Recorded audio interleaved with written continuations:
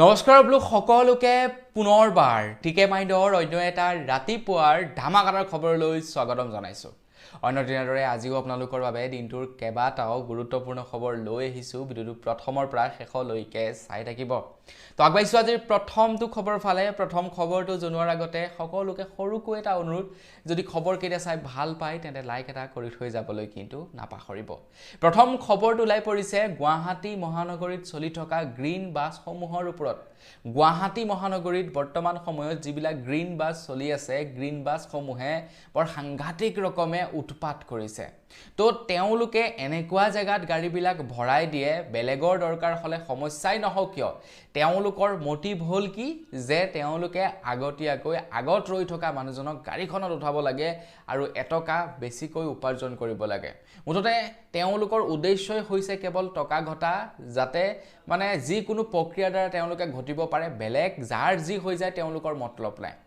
এতিয়া গ্ৰীণ বাছসমূহৰ এই উপদ্ৰৱৰ ওপৰত বহুখিনি কমপ্লেইণ্ট আহিছিলে গুৱাহাটীবাসীৰ তৰফৰ পৰা, আৰু তাৰ পাছতে এতিয়া গ্ৰীণ বাছসমূহক নাকি লগাবৰ কাৰণে এক সিদ্ধান্ত লৈছে, এক পদক্ষেপ হাতত লৈছে। এতিয়া গ্ৰীণ বাছসমূহ চলিবৰ কাৰণে অনুজ্ঞাপত্ৰ লাগিব। তেওঁলোকে যদি নিয়ম উলংঘা কৰে তেনেহ'লে তেওঁলোকৰ অনুজ্ঞাপত্ৰ 7 দিনৰ কাৰণে বাতিল কৰা হ'ব। এতিয়ালৈকে প্ৰায় 16খন গ্ৰীণ বাছৰ চলাচলৰ অনুজ্ঞাপত্ৰ বাতিল কৰা হৈছে। তাৰ লগতে এইটোও জনাই কৈছে যদিহে তেওঁলোকে RTAৰ নিয়ম ভংগ কৰে তেওঁলোকৰ ওপৰত ব্যৱস্থা ল'ব, আৰু লেফ্ট ছাইডতহে তেওঁলোকে গাড়ী চলাব পাৰিব, তেওঁলোকে ৰাইট ছাইডত গৈ গাড়ী চলাবগৈ নোৱাৰিব। মানে অভাৰটেক কৰিবলৈ গৈ তেওঁলোকে গাড়ী চলাব নোৱাৰিব, কেৱল লেফ্ট ছাইডতহে তেওঁলোকে গাড়ী চলাব পাৰিব। মানে বৰ সাংঘাতিক ৰকমে উৎপাত কৰিছিলে এই গ্ৰীণ বাছবিলাকে। এতিয়া মইতো গুৱাহাটীত নাথাকোঁ, মই বৰ বিশেষ ইয়াৰ ভুক্তভোগী নহয়, কিন্তু সৰ্বসাধাৰণ জনতাই ইয়াৰ ওপৰত ইমানেই কমপ্লেইণ্ট কৰিছে, ভিডিঅ'য়ে চাব নে ফটোৱে চাব, মুঠতে ঢেৰ কমপ্লেইণ্ট তেওঁলোকৰ ওপৰত যে কিমান উৎপাত চলাইছে তেওঁলোকে। গতিকে এই উৎপাতবিলাক এতিয়া নাইকিয়া হ'ব, উৎপাতবিলাকৰ ওপৰত নাকি লাগিব। আগবাইছোঁ ইয়াৰ পাছৰটো খবৰ ফালে। ইয়াৰ পাছৰ খবৰটো ওলাই পৰিছে যিসকল লোকে CSC চেণ্টাৰ চলাই তেওঁলোকৰ বাবে। তো আপোনালোকৰ কোনোবা চিনাকি CSC চেণ্টাৰ আছে নেকি? এই ভিডিঅ'টো অকণমান তেখেতলৈ শ্বেয়াৰ কৰি দিয়ক। তেখেতলোকৰ কাৰণে এটা ভাল খবৰ ওলাই পৰিছে। এতিয়া CSC চেণ্টাৰসমূহে জিঅ' ফাইবাৰৰ ৰিচাৰ্জ কৰিব পাৰিব বুলি জনাইছে। এতিয়া জিঅ' ফাইবাৰৰ ৰিচাৰ্জ যিসকলে ৰিচাৰ্জ কৰে তেওঁলোকে কৰিব নোৱাৰে। জিঅ' ফাইবাৰৰ ৰিচাৰ্জ আমি আমাৰ গুগল পে', ফোনপে', পেটিএমৰ পৰা কৰিব লাগে। জিঅ'ৰ যিসকল নেকি ৰিচাৰ্জ চেল কৰে তেওঁলোকে তেওঁলোকৰ আইডিৰ পৰা, ৰিটেইলাৰ আইডিৰ পৰা জিঅ' ফাইবাৰৰ ৰিচাৰ্জ কৰিব নোৱাৰে। এই ফেচিলিটিটো নাই। আমি কেৱল আমাৰ মোবাইলৰ জৰিয়তেহে জিঅ' ৰিচাৰ্জ কৰিব পাৰোঁ। জিঅ' ফাইবাৰৰ ৰিচাৰ্জৰ কথা কৈ আছোঁ দেই, মনত ৰাখিব। কিন্তু জিঅ' মোবাইলৰ ৰিচাৰ্জৰ কথা কোৱা নাই, জিঅ' ৱাইফাইৰ ৰিচাৰ্জৰ কথা কৈ আছোঁ। তো জিঅ'ৰ ৱাইফাইৰ ৰিচাৰ্জ কেৱল আমি আমাৰ আমাৰ মানে যিকেইটা নেকি UPI প্লেটফৰ্ম আছে, গুগল পে' হৈ গ'ল, ফোনপে' হৈ গ'ল, পেটিএম হৈ গ'ল, সেইবিলাকৰ জৰিয়তেহে কৰিব পাৰোঁ। কিন্তু এতিয়া CSC চেণ্টাৰসমূহতো কৰিব পাৰিব জিঅ' ফাইবাৰৰ ৰিচাৰ্জ। যিসকলে CSCৰ চেণ্টাৰ লৈ ৰাখিছে তেওঁলোকে ইনষ্টেণ্ট কমিশ্যনো পাব ৰিচাৰ্জ কৰি দিয়াৰ বাবে, আৰু ৰিচাৰ্জো কৰিব পাৰিব। আৰু জিঅ' ফাইবাৰবিলাকৰ ৰিচাৰ্জ আছে 600-700ৰ পৰা আৰম্ভণি, গতিকে তেওঁলোকৰ এতিয়া ভাল টকা উপাৰ্জনো হ'ব। আগবাইছোঁ ইয়াৰ পাছৰটো খবৰ ফালে। এইখিনিত এটা বিৰাটেই ভাল খবৰ ওলাই পৰিছে মহিলাসকলৰ কাৰণে। খবৰ ওলাই পৰিছে যে আমাৰ ভাৰতবৰ্ষৰ মহিলাসকলক বোলে এতিয়া ফ্ৰীকৈ মোবাইল ফোন প্ৰদান কৰিব বুলি খবৰ ওলাই পৰিছে। এতিয়া এই খবৰটো কিমান দূৰ কনফাৰ্ম বাতৰি সেই সম্পৰ্কত আপোনালোকক ক'ব নোৱাৰোঁ, যিহেতু মানে বহুতো ভাৰতীয় আগশাৰীৰ নিউজ চেনেলে এইটো প্ৰকাশ কৰিছে। ভাবিলোঁ আপোনালোকক জনাই দিওঁ, হয়নে নহয়? যদি চৰকাৰৰ ফালৰ পৰা মোবাইল একোটা গিফ্ট কৰে তো কিনো বেয়া কথাটো হ'ব? ভালেই হ'ব দিয়কচোন, বেলেগ সুবিধাটো পাবলৈ নাই। তো মোবাইলটো যদি আমি ফ্ৰীতে পাওঁ তাতকৈ আৰু কি লাগিছে? বেলেগটো আমি একো পাব লগাই নাই। সেই সৰু সুৰা আঁচনিকেইখনৰ বাহিৰে বেলেগ যিখিনি পাব লাগে সেইখিনিতো নাই পোৱা। এতিয়া মোবাইলটো দিব বুলি কৈছে, পালে বেয়া নহ'ব, ঠিকেই হ'ব। কিন্তু পুৰুষসকলক নিদিয়ে, কেৱল মহিলাসকলক সেই ফ্ৰী মোবাইলটো প্ৰদান কৰিব। আগবাইছোঁ ইয়াৰ পাছৰটো খবৰ ফালে। ইয়াৰ পাছৰ খবৰটো ওলাই পৰিছে ভাৰত পেট্ৰলিয়ামৰ ওপৰত। ভাৰত পেট্ৰলিয়ামে বোলে এতিয়া ভাৰতবৰ্ষত প্ৰত্যেকটো স্থানতে EV চাৰ্জিং চেণ্টাৰ স্থাপন কৰিব বুলি জনাইছে। মানে আপুনি ধৰি লওক এখন ইলেক্ট্ৰিক স্কুটাৰ ল'লে আপুনি কিবা কাৰণত গৈ থাকোঁতে আপোনাৰ ইলেক্ট্ৰিক স্কুটাৰখনৰ চাৰ্জ এদাই হ'ল আপুনি ঠেলি নি ঘৰ পাবগৈ লাগিব কাৰণ আপোনাৰ ওচৰত চাৰ্জাৰো নাথাকিব চাৰ্জ দিবৰ কাৰণে কিন্তু এতিয়া খবৰ লাই পৰিছে ভাৰত পেট্ৰলিয়ামে প্ৰত্যেকটো স্থানতে এতিয়া ইভি চাৰ্জিং চেণ্টাৰ বহাব যাৰ বাবে তেওঁলোকে 12,000 কোটি টকা ইনভেষ্ট কৰিব বুলি খবৰ ওলাই পৰিছে এতিয়া ইভিটো ঢেৰ ওলাইছে এতিয়া ইভি গোটেইখন ইভি টমটম ইভি বাইক ওলাইছে ইভি সাইকেল ওলাইছে গাড়ী ওলাইছে এতিয়া হঠাতে যদি আপোনাৰ তেল নাইকিয়া হয় আমি ডিপুত ভৰাই ল'ব পাৰোঁ কিন্তু হঠাতে চাৰ্জ নাইকিয়া হ'লে আমি কি কৰিম তো সেই কাৰণে ভাৰত পেট্ৰলিয়ামৰ তেল ডিপুত চাৰ্জিঙৰ ব্যৱস্থা এতিয়া কৰা হ'ব বুলি কৈছে আগবাইছো ইয়াৰ পাছৰটো খবৰ ফালে ইয়াৰ পাছৰ খবৰটো ওলাই পৰিছে ৰেচন কাৰ্ড থকা সকলৰ বাবে তো আপোনাৰ যদি ৰেচন কাৰ্ড আছে তো এতিয়া আপোনালোকে কণ্ট্ৰলৰ দোকানীয়ে খেলিমেলি কৰিলে কমপ্লেইন কৰিব পাৰিব কণ্ট্ৰলৰ দোকানীজনৰ ওপৰত এটা হোৱাটছআপ নাম্বাৰ মুকলি কৰিছে আপোনালোক সকলোৰে কাৰণে তো সেই হোৱাটছআপ নাম্বাৰটোৰ জৰিয়তে আপোনালোকে কমপ্লেইন কৰিব পাৰিব এতিয়া কণ্ট্ৰলৰ দোকানীৰ ওপৰত কেতিয়াবা কিবা কাৰণত যদি কণ্ট্ৰলৰ দোকানীয়ে আপোনালোকৰ পৰা বেছিকৈ টকা লয় তো আপোনালোকে সেই কণ্ট্ৰলৰ দোকানীজনৰ ওপৰত কমপ্লেইন কৰিব পাৰিব যদি আপোনালোকক দিব লগা প্ৰাপ্য ৰেচনখিনি নিদিয়ে তেন্তে কমপ্লেইন কৰিব পাৰিব মুঠৰ ওপৰত কণ্ট্ৰলৰ দোকানীৰ ওপৰত যদি কিবা কমপ্লেইন থাকে এই হোৱাটছআপ নাম্বাৰটোৰ জৰিয়তে সহজতে কমপ্লেইন কৰিব পাৰিব হোৱাটছআপ নাম্বাৰটো আপোনালোকক জনাই দিছোঁ লিখি ৰাখিব কৰবাত নাম্বাৰটো হৈছে 9868200445 এই নাম্বাৰটো আপোনালোকে কৰবাত লিখি ৰাখক কেতিয়াবা নহয় কেতিয়াবা দৰকাৰ হ'ব কণ্ট্ৰলৰ দোকানীয়ে যদি খেলিমেলি কৰে ডাইৰেক্টলি কমপ্লেইন কৰিব পাৰিব যা এতিয়া তহঁতৰ লাইসেন্স গ'ল আৰু তেওঁলোকৰ এই কণ্ট্ৰলৰ চাকৰিটো তেওঁলোকৰ মানে চৰকাৰী চাকৰি নহয় এইটো এটা তেওঁলোকৰ জাস্ট কন্টেক্সুৱেল বুলি ক'ব পাৰি তেওঁলোকক এবছৰ দুবছৰৰ কাৰণে চৰকাৰৰ ফালৰ পৰা লাইসেন্স দিয়ে কণ্ট্ৰলৰ ৰেচন বিলাক বিতৰণ কৰিবৰ কাৰণে আৰু তেওঁলোকে সেই মৰ্মে ৰেচন বিতৰণ কৰে চৰকাৰৰ ফালৰ পৰা তেওঁলোকে কমিশন পায় গতিকে ইমানখিনি হোৱাৰ পাছতো তেওঁলোকৰ মানে অভদ্ৰামী কিহৰ এতিয়াৰে পৰা কিবা অভদ্ৰামী কৰা দেখিলে লগে লগে কমপ্লেইন কৰিব আগবাইছাৰ পাছৰ খবৰ ফালে এখানে খবৰ লাই পৰিছে মদ খোৱা সকলৰ কাৰণে খবৰ লাই পৰিছে মদৰ বটলত এতিয়া দাম বলে বৃদ্ধি হ'ব প্ৰতিটো মদৰ বটলত 10 টকাৰ পৰা 50 টকা দাম বৃদ্ধি হ'ব বুলি খবৰ ওলাই পৰিছে আপুনি মদ খায় নে নাখায় কওকচোন বাৰু সঁচাকৈ একদম লাজ নকৰিব লাজ নকৰাকৈ কওক আপুনি মদ খায় নে নাখায় এতিয়া আপুনি খোৱা মদৰ বটলটোত 10ৰ পৰা 50 টকা দাম বৃদ্ধি পাব খাবনে নাখাব বাৰু মুঠতে মই এটা কথা গম পালো মদ খোৱা মানুহৰ কাৰণে মানে 50 টকা নহয় 5000 টকা বৃদ্ধি কৰি দিলেও তেওঁলোকে মদ খাবই কাৰণ মদ খোৱা মানুহে কেতিয়াও দামলে চিন্তা নকৰে কাৰণ এনেকুৱা কিছুমান মদ আছে ইমান দামী তো সেই পানী কনেই তেওঁলোকে ইমান দাম দি ক্ৰয় কৰি খায় গতিকতে মদ খোৱা মানুহবিলাকক চ্যালেঞ্জ কৰি লাভ নাই যিমানেই দাম বৃদ্ধি নকৰক কিয় তেওঁলোকে মদ খাবই আগবাইছাৰ পাছৰটো খবৰ ফালে খবৰ ওলাই পৰিছে এতিয়া আগন্তুক 2-3 মাহৰ ভিতৰত ভোডাফোন আইডিয়া জিঅ আৰু এয়াৰটেল এই কোম্পানী কেইটাই তেওঁলোকৰ ৰিচাৰ্জৰ দামবিলাক হেনো বৃদ্ধি কৰি দিব খবৰ ওলাইছে যে আগন্তুক 2-3 মাহৰ ভিতৰত জিঅ এয়াৰটেল আৰু ভোডাফোন আইডিয়াই 12ৰ পৰা 15% ৰিচাৰ্জৰ দামটো বৃদ্ধি কৰি দিব মানে আপোনালোকে যদি এতিয়া 300 টকা ৰিচাৰ্জ ভৰাই আছে তেতিয়া হয়তো 340 টকাৰ পৰা 359 টকা লৈকে ৰিচাৰ্জ কৰিব লাগিব বুলি জনাইছে মানে ৰিচাৰ্জৰ দাম এতিয়া আল্টিমেট বৃদ্ধি পাব এনেওটো ইমানখিনি বৃদ্ধি পালে এতিয়া আৰু বৃদ্ধি পাব ৰিচাৰ্জৰ দাম কি কৰিব এতিয়া কওকচোন ৰিচাৰ্জ ভৰাবনে এতিয়া কি হৈছে এনেকুৱা হৈছে প্ৰত্যেক মাহে 2000 মান টকা ৰিচাৰ্জ ভৰাওঁতে যায় এফালে জিঅ ফাইবাৰৰ ৰিচাৰ্জ নিজৰ সিম কেইটা ৰিচাৰ্জ ঘৰৰ সিম কেইটা ৰিচাৰ্জ 2000 টকাতকৈ বেছিয়ে যায় এটা মোৰ কথা যদি ক'বলৈ যায় মোৰ 3টা সিম কাৰ্ড আছে এক্টিভ সিম কাৰ্ড এটাত বাৰু বেছিকৈ ভৰাও বাকি কেইটাত কমকৈ ভৰাও তো হেনেকে ভৰাব গলেও 700 টকা মান খৰচা হয় এটা এয়াৰ ফাইবাৰ আছে প্ৰায় তাতো 700 মান টকা 1400 মান টকা আৰু এক্সট্ৰা দুটা সিম কাৰ্ড আছে তো সেই কেইটাতো প্ৰায় 300 মানকে ভৰাব লাগে মানে 2000 মান টকা তেনেকেই গুচি যায় ৰিচাৰ্জ ভৰোৱাৰ নামত আৰু অকল মোৰ নহয় আপোনালোকৰো যায় এবাৰ ক্যালকুলেশন কৰি চাবচোন গোটেই ঘৰখনৰ ৰিচাৰ্জ কিমান ভৰাব লাগে মাহটোত গম পাব যে আপোনাৰো 2000 মান টকা প্ৰত্যেক মাহে গৈ আছে আগবাইছাৰ পাছৰটো খবৰ ফালে হোৱাটছআপে এনেকুৱা এটা নিয়ম বনাইছে ন তো সেই নিয়মৰ অধীনত এতিয়া কোনো ব্যক্তিয়ে কাৰো মোবাইল নাম্বাৰ চাব নোৱাৰিব এতিয়া যেনিবা আপুনি এজন অচিনাকি ব্যক্তিলৈ মেছেজ কৰিলে সেই ব্যক্তিজনৰ ওচৰত যেনিবা আপোনাৰ নাম্বাৰটো সেভ কৰি থোৱা নাই তো তেখেতে আপোনাৰ নাম্বাৰটো দেখা পাব যে এই নাম্বাৰটো কোনে বা এই কোন হয় এই ব্যক্তিজন তো তেখেতৰ নাম্বাৰটো মানে দেখা পায় আপুনি যেনিবা মোলে মেছেজ কৰিলে আপোনাৰ নাম্বাৰটো মোৰ তাত সেভ নাই তো আপোনাৰ নাম্বাৰটো মোৰ ইয়াতে মানে শো কৰিব নাম নহয় মোৰ আপোনাৰ নাম্বাৰটো শো কৰিব এতিয়া হোৱাটছআপে কৈছে যে কোনো ব্যক্তিয়ে কাৰো হোৱাটছআপ নাম্বাৰ চাব নোৱাৰিব, এতিয়াৰে পৰা কেৱল নামটোহে দেখা পাব আৰু সেই নামটো এটা ইউজাৰ নেম হ'ব,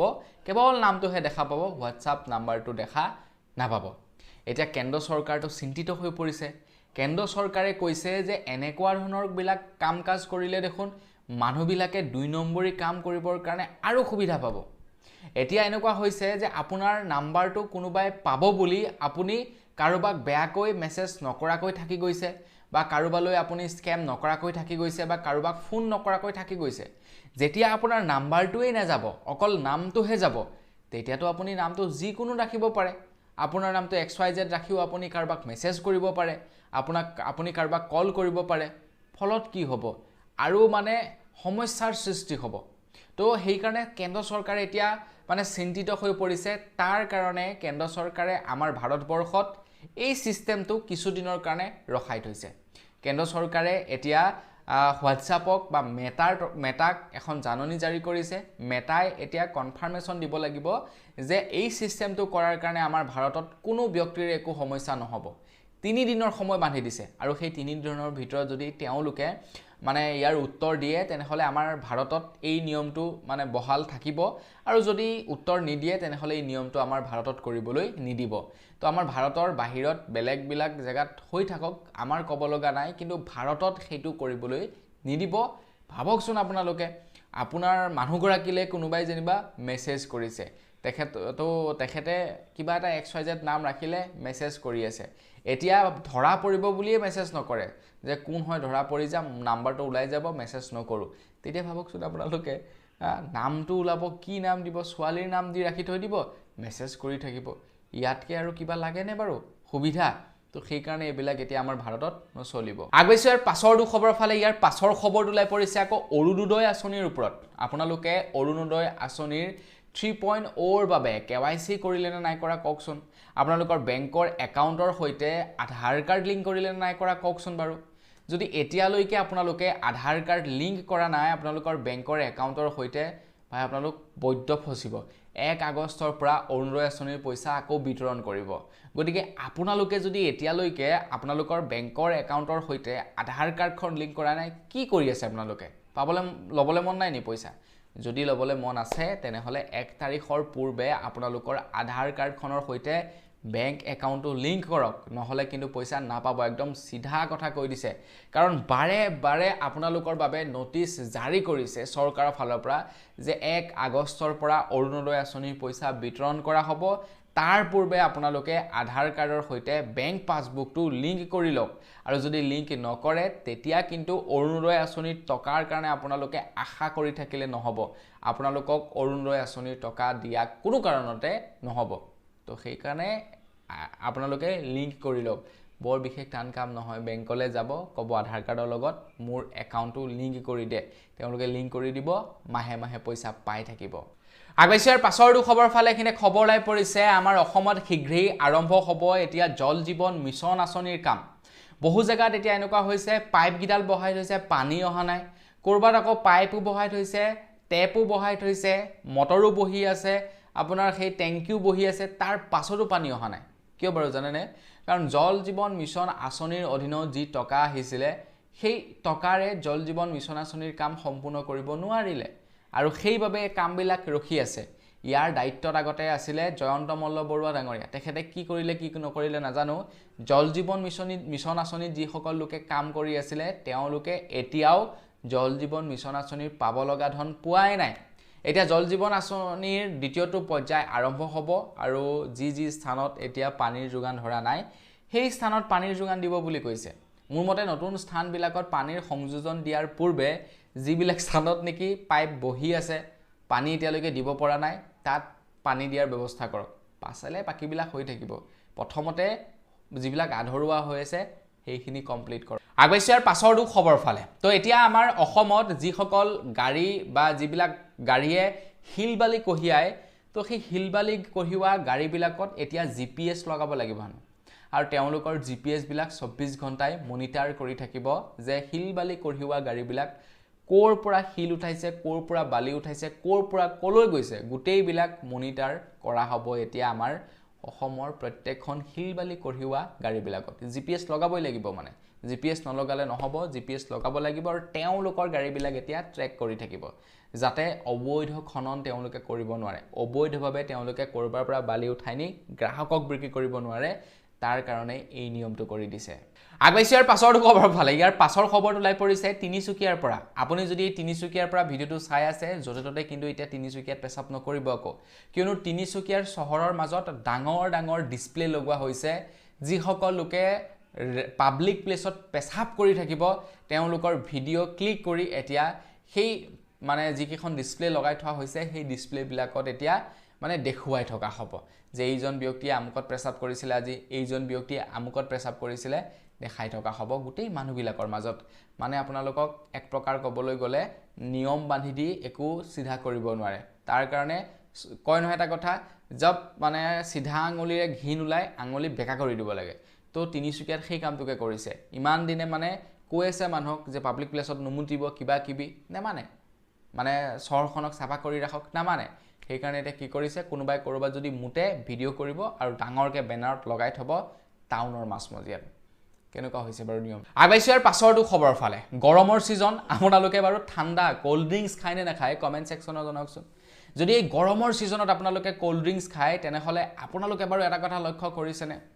যিটো কোল্ড ড্ৰিংকসৰ দাম 40 টকা থাকে বেপাৰী বিলাকে 45 টকা লয় যিটোৰ দাম 95 টকা থাকে তেওঁলোকে 110 টকা লয় এনেকুৱা হয় নে নহয় বাৰু আপোনালোকৰ আমাৰ ফালেটো হয় তা কবও নোৱাৰি চিনাকি মানুহ বোলে কেই টকা বোলে 50 টকা সৰু স্প্ৰাইটটোত দাম দেখিব 45 টকা হে লিখা আছে 5 টকা কিয় লৈছে বেছিকে বোলে এইটো ফ্ৰিজিং চাৰ্জ লবই লাগিব বাপ ৰে বা উপায় নাই মানে কয় নাই এইটো উপায় নাই আমি মানে ফ্ৰিজিং চাৰ্জটো উলিয়াব লাগিব আৰে কেই টকা খৰচা হয়নো মাহেকত খুব বেছিতকৈ বেছি 400 বা 500 টকা কাৰেণ্টৰ বিল বেছিকৈ আহিব তাতকেটো বেছি নাহে তো তাৰ কাৰণে মানুহবিলাকৰ পৰা 5-10 টকা বেছিকৈ লৈ আছে এতিয়া এটা নিয়ম বনাই দিছে যে এমআৰপিতকৈ বেছি দামত বিক্ৰী কৰিব নোৱাৰিব বস্তু বিশেষকৈ কোল্ড ড্ৰিংকস সমূহ দেই তো এটা নম্বৰ মুকলি কৰিছে নাম্বাৰটো হৈছে 1915 এই নাম্বাৰটোত এতিয়া কল কৰিব পাৰিব কমপ্লেইন কৰিব পাৰিব কোনোবাই যদি আপোনালোকক মানে সেই বিক্ৰী কৰিব বিচাৰে অধিক দামত কোল্ড ড্ৰিংকস সমূহ ফ্ৰিজৰ চাৰ্জ কেতিয়াও ল'ব নোৱাৰিব ভাই ফ্ৰিজৰ চাৰ্জ নচলিব ফ্ৰিজ তহতে লগাবই লাগিব যদি বিক্ৰী কৰিম বুলি ভাব যদি ফ্ৰিজ নবহাও তহতে বেলেগ দোকানৰ পৰা খাব মানুহে তহতৰ পৰা কিয় খাব গতিকে তহতৰ বেপাৰো কৰিবি আকৌ ফ্ৰিজিঙৰ নামত মানুহৰ পৰা বেছিকেও পইচা লবি এইটোটো নচলিব গতিকতে এতিয়া ফ্ৰিজিঙৰ বাবদ পইচা কোনো কাৰণতে লব নোৱাৰিব আগবাইছৰ পাছৰটো খবৰ ফালে ইয়াৰ পাছৰ খবৰটো ওলাই পৰিছে ৰাম মন্দিৰৰ দক্ষিণাচৰীৰ কাণ্ডৰ ওপৰত তো ৰাম মন্দিৰ নিৰ্মাণ হোৱাৰ পাছৰে পৰা ৰাম মন্দিৰত প্ৰত্যেক দিনা 10 লাখ 15 লাখ টকাৰ দান বৰঙনি মানুহে আগবঢ়ায় 10 লাখ 15 লাখ টকাৰ ৰাম মন্দিৰ নিৰ্মাণ হোৱাৰ পাছতে তো ৰাম মন্দিৰ যিসকল কৰ্মকৰ্তা আছে তেওঁলোকে ৰাম মন্দিৰত উঠা ধনবিলাক এইসা লেভেলত আত্মসাৎ কৰিলে তো যিসকল লোকে 10-15 হাজাৰৰ দৰমহা পাইছিলে তেওঁলোকে আৰসিসি বিল্ডিং খাৰা কৰিছে BMW গাড়ী লৈ ঘূৰিছে গাৰ্লফ্ৰেণ্ডক আইফোন গিফট কৰিছে মানে তেওঁলোকে আল্টিমেট লেভেলত মানে পইচা মানে হৰকাই ললে ৰাম মন্দিৰৰ পৰা এতিয়া সেই কাৰণে তেওঁলোকে বিপদত পৰিছে তেওঁলোকৰ ওপৰত এফআইআৰ ৰুজু কৰা হৈছে আৰু যদি কিবা কৰিব লগা আছে কৰিব লাগে আগবাইছৰ পাছৰটো খবৰ ফালে আমাৰ অসমত এতিয়া ড্ৰাগছ বিৰোধী অভিযান বৰ বেয়াকৈ চলিছে মুঠৰ ওপৰত আমাৰ নতুন প্ৰজন্মক ড্ৰাগছৰ কবলত পৰিবলৈ দিব নালাগে মন্ত্ৰী হিমন্ত বিশ্ব শৰ্মা দেৱক এইটো অনুৰোধ দেই মানে ড্ৰাগছে এটা প্ৰজন্মক ধ্বংস কৰি দিব পাৰে এতিয়া ড্ৰাগছ বেপাৰী সমূহ বহু জায়গাত ধৰিছে বহু জায়গাত ড্ৰাগছ ব্যৱসায় নাইকিয়া হৈ পৰিছে কিন্তু সেই সময়তে যোৱাকালি সদনত ড্ৰাগছ বেহাৰ সন্দৰ্ভত জাকিৰ হুছেইন চিকদাৰে কৈছে যে ওসি আইসি আৰু এসপি সকলৰ লগত ড্ৰাগছ বেপাৰী সকলৰ বহুতো তথ্য আছে ড্ৰাগছৰ বেপাৰ কৰা জনেই আকৌ আৰক্ষীৰ থানাত গৈ দালালিগিৰি কৰে বুলিও তেখেতে জনাইছে মানে সেই হিচাপত ড্ৰাগছ বিক্ৰী কৰা বিলাকৰ হাতত মানে কন্টেক্ট বিলাক এসকলৰ লগত আছে এসপি মানে আইসি সকলৰ লগত আছে ওসি তেওঁলোকৰ লগত আছে কিন্তু তেওঁলোকে মানে সেই একশনটো পটকে লোৱা নাই তো সেইটো মানে বুজাব বিচাৰিছে বিধায়কজনে আগবাইছে একেবাৰে হেখৰ খবৰ ফালে একেবাৰে হেখৰ খবৰটো ওলাই পৰিছে লখিমপুৰৰ পৰা যোৱাকালি লখিমপুৰত প্ৰায় 10 জনকৈ জাল নোটৰ ব্যৱসায়িক গ্ৰেফতাৰ কৰে বুলি খবৰ ওলাই পৰিছে তো এইবাৰ লখিমপুৰ নিষ্ঠাৰ নাই লখিমপুৰত এইবাৰ লখিমপুৰ বিশেষকৈ ৰঙানদী সমষ্টিত যিজন নেকি বিধায়ক হল তেখেত বিৰাট এক্টিভ বৰ এক্টিভ তেখেত এতিয়া তেখেতে প্ৰথমে সোণৰ বেপাৰীসকলক ধৰিছে ডুপ্লিকেট পইচা বনোৱাসকলক ধৰিছে না তো এই মানুহবিলাকক ধৰিছে মুঠতে তেওঁলোকৰ এতিয়া নিস্থাৰ নাই তো যোৱাকালি প্ৰায় 10জনকৈ নকল টকাৰ ব্যৱসায়িক ধৰিছে লখিমপুৰত ধৰিব লাগে আৰু দিব লাগে তেওঁলোকক তো আজিৰ ভিডিঅ' জনাবলগীয়া খবৰ ইমান কেইটা আছিলে খবৰ কেইটা জানি কেনে পালে কমেণ্ট সেকশ্যনত জনাব যদি ভাল লাগিলে লাইক এটা কৰি দিব চেনেল সাবস্ক্ৰাইব কৰা নাই সাবস্ক্ৰাইবটো কৰি ল'ব পুনৰ লগ পোৱাৰ ভিডিঅ' মই কিছু ধন্যবাদ জয় অসম